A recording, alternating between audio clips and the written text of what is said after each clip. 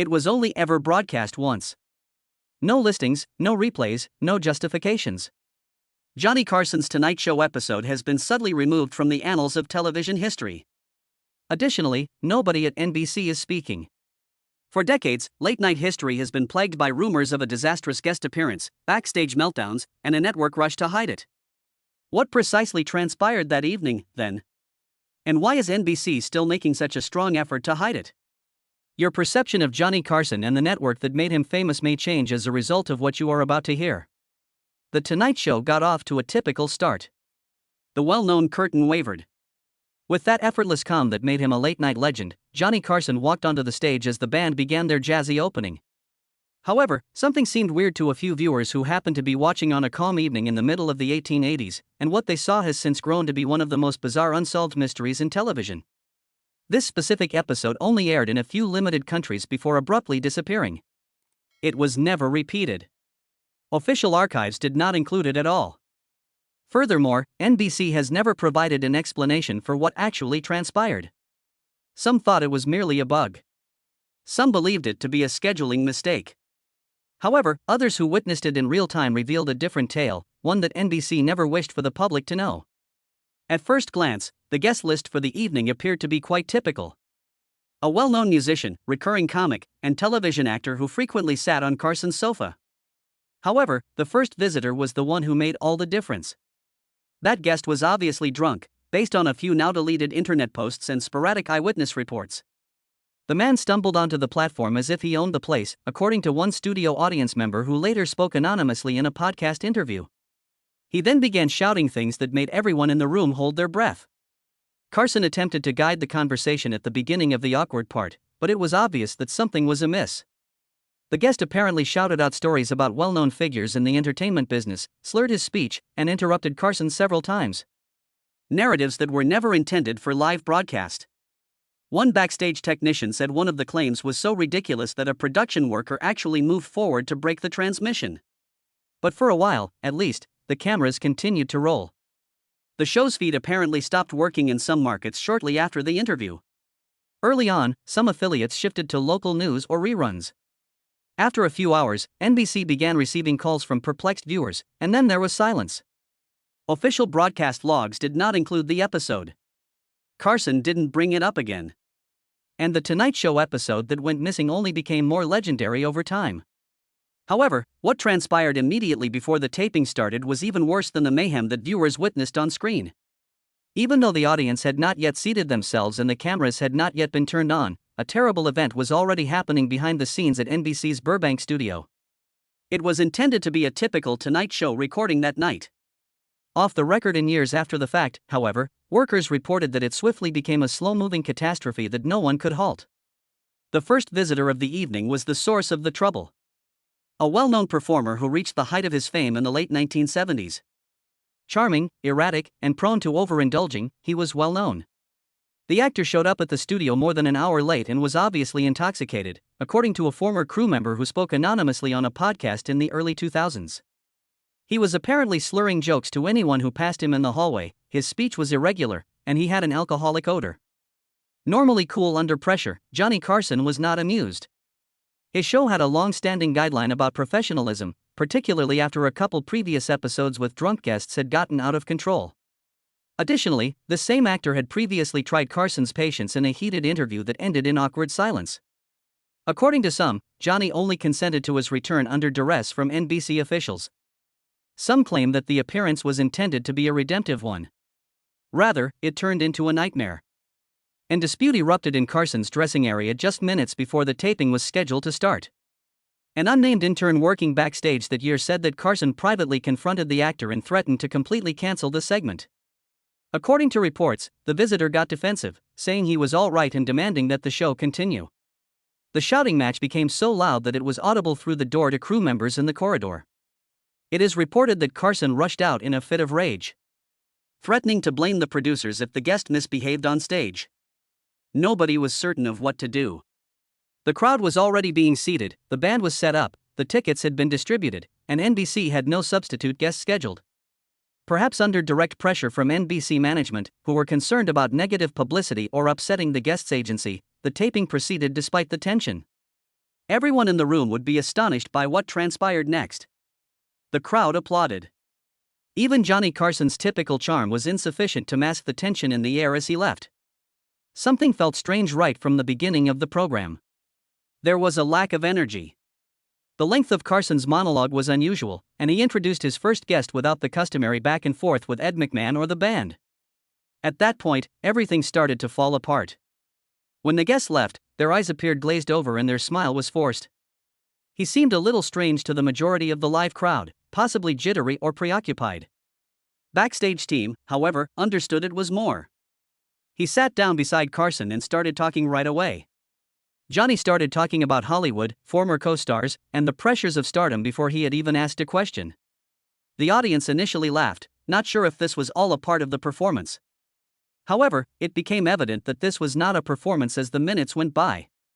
There was a breakdown. In an odd, slurred story that Carson attempted to interrupt mid-sentence, the guest abruptly made a vulgar joke about a prominent Hollywood executive who was still in business at the time. Then, the guest named a famous actress. The guest shook his head and replied no when Johnny asked if he wanted to go on to something lighter. Let us be honest with them. A startled quiet took the place of the audience's laughing. Then the fateful moment for the episode arrived. Carson's body language shifted on the spot when the guest leaned forward and spoke off mic, but close enough. He shuffled in his chair, arched his brows, and turned away from the camera as though he needed assistance. He simply sat back with his lips squeezed together and his expression unreadable, without replying. For the few who witnessed it in person, that picture will never be forgotten. The program unexpectedly switched to a commercial a little while later. Suddenly, in the middle of a phrase, it came back with another visitor already on the couch in various time zones. In others, the episode just concluded before its scheduled time. Those who watched it on VHS discovered odd jumps and omitted parts. NBC affiliates nationwide were immediately directed to stop rebroadcasting. And no explanation was offered in the days that followed. There were only rumors left. According to some, the visitor exposed a significant industry cover-up. Others said he revealed anything illegal or threatened them personally. The precise moment that caused the shutdown has never been verified. Whatever it was, Johnny Carson was obviously shaken by it because even his closest friends and family were taken aback by what he did in the days that followed. The Tonight Show had disappeared from NBC's own radar by the following morning. Their press account didn't have any teasers, replays, or even a recap. Fans recognized right away that this was a significant departure for a network that broadcast Johnny Carson every night like clockwork. Fans contacted local affiliates to inquire about the abrupt ending of the show. Others demanded answers in letters to NBC, but all they got in response was quiet.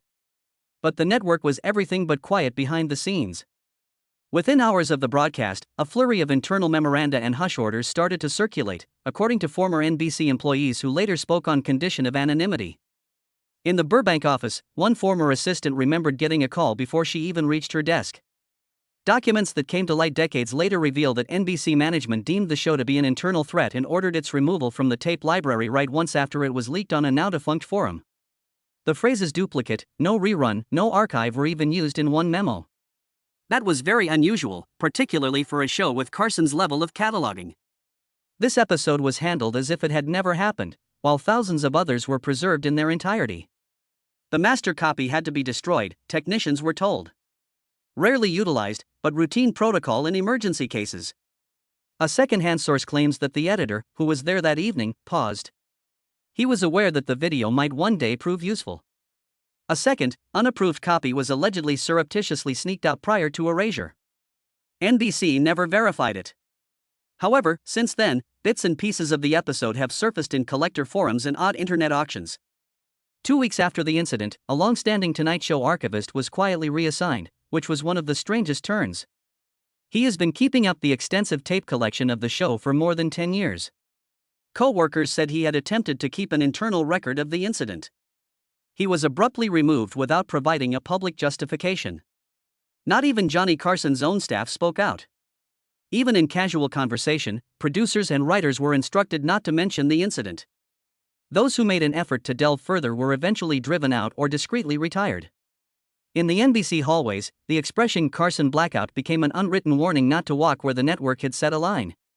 Perhaps most telling of all, there is a missing entry in the internal records for that week's Tonight Show. Never broadcast again, one episode number was skipped. An empty spot where a complete show ought to have been in the official records. However, Johnny Carson was not the type of man to ignore such a situation. And a few weeks later, he made a mistake that nobody saw coming. The lost episode was not mentioned in public for weeks. The night seemed to have been erased from history, as NBC had planned. However, Johnny Carson did something out of character during a calm monologue in the midst of a low-key program. He made a fleeting hint that things weren't as they seemed. Before it even had that name, cancel culture was the main topic of that night's monologue. Carson paused to allow the laughing to subside after making a joke about things you used to be able to say on television. He answered, almost too carelessly, "Of course. It's better to forget some things." He looked sideways and smiled tightly, unreadable. The moment lingered longer than it should have, even though Ed McMahon laughed. It was a faint but clear warning to people who recalled the odd occurrence from a few weeks ago. Johnny also recalled. Carson was extremely disturbed by what had transpired that evening, according to later confirmation from insiders who worked with him at the time. In private, Johnny revealed that he had never lost control of an interview like that before and that he had asked NBC to never show the episode again, according to a former staff writer. That isn't the whole tale, though. According to some stories, Carson suggested a lost tape special years later that included the episode. According to reports, NBC flatly refused, reminding him that it had been destroyed. After that episode, Carson's behavior changed little but noticeably. He became a little more circumspect in his delivery. They downplayed the riskier jokes. When visitors ventured into uncharted terrain, he cut them off faster. Friends observed that he grew more reserved and private, even behind the scenes. Some people thought the experience left him damaged as a person as well as a performer. The issue of Carson's archive comes next. It's no secret that Johnny has a private collection of duplicates of several of his favorite episodes. The lost program might have been secretly stored there, beyond of NBC's authority, according to a few reliable aides. However, upon his passing in 2005, Carson's estate allegedly blocked access to those recordings, turning down all requests from historians, documentary filmmakers, and even NBC.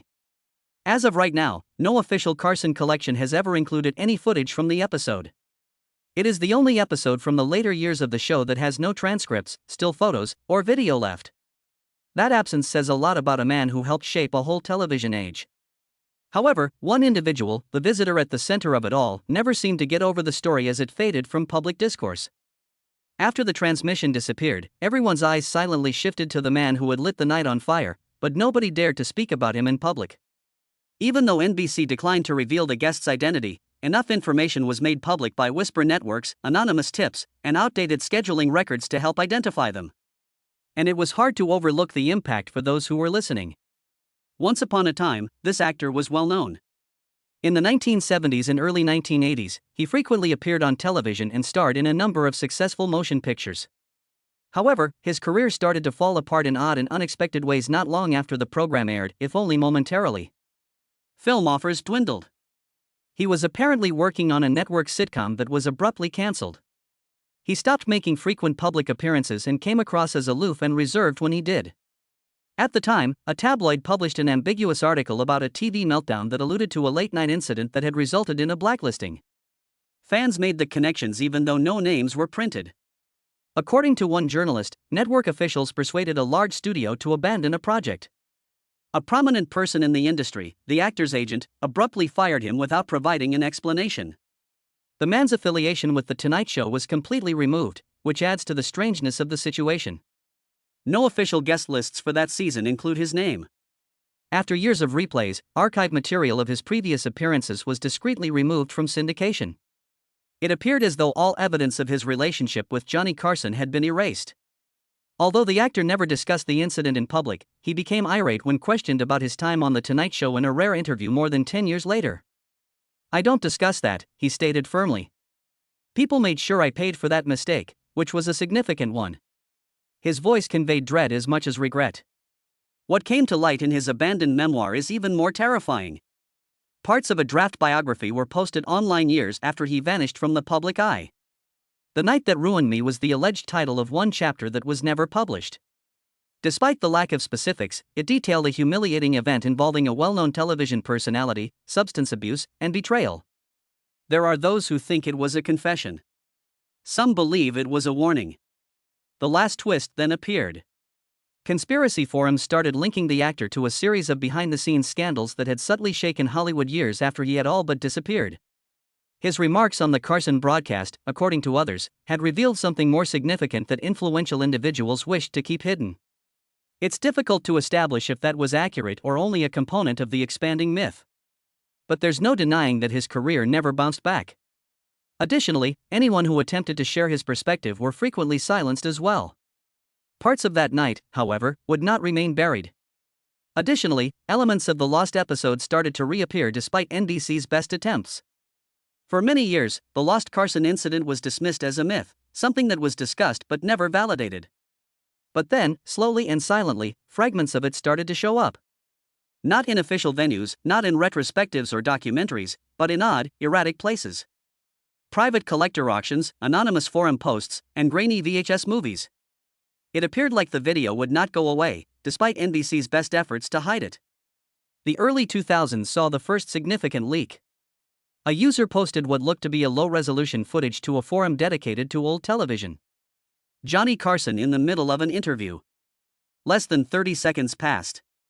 In the video, the guest, who was partially off camera, spoke in a slurred, excited manner while Carson sat extremely still, his face tense. One line could hardly be heard over the muted audio.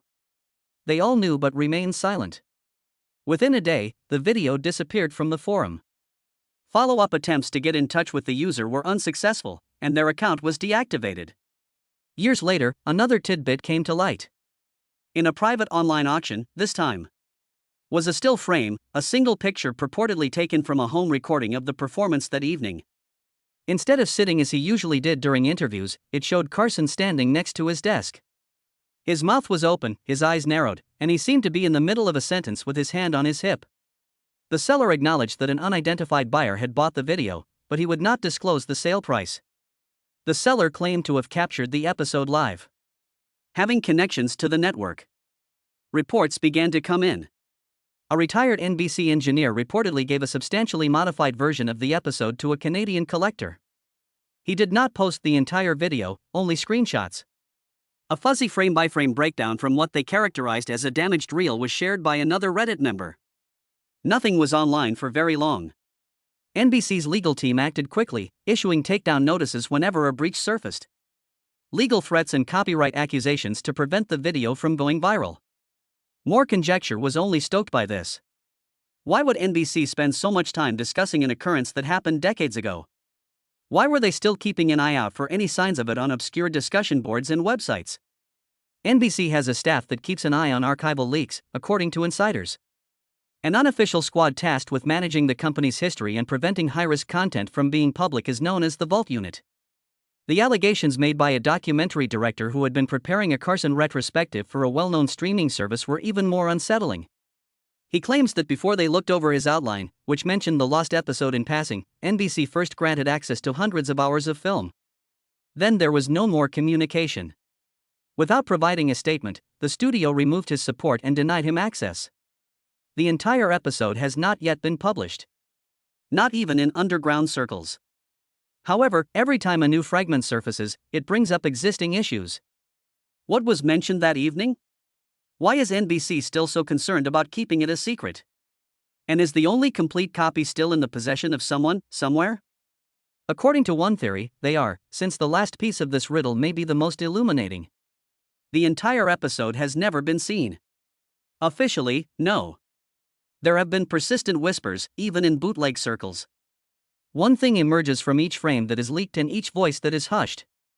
The footage is still in the possession of someone, and NBC is still terrified of what might occur if the world finds out. The truth is hidden but not forgotten until that day.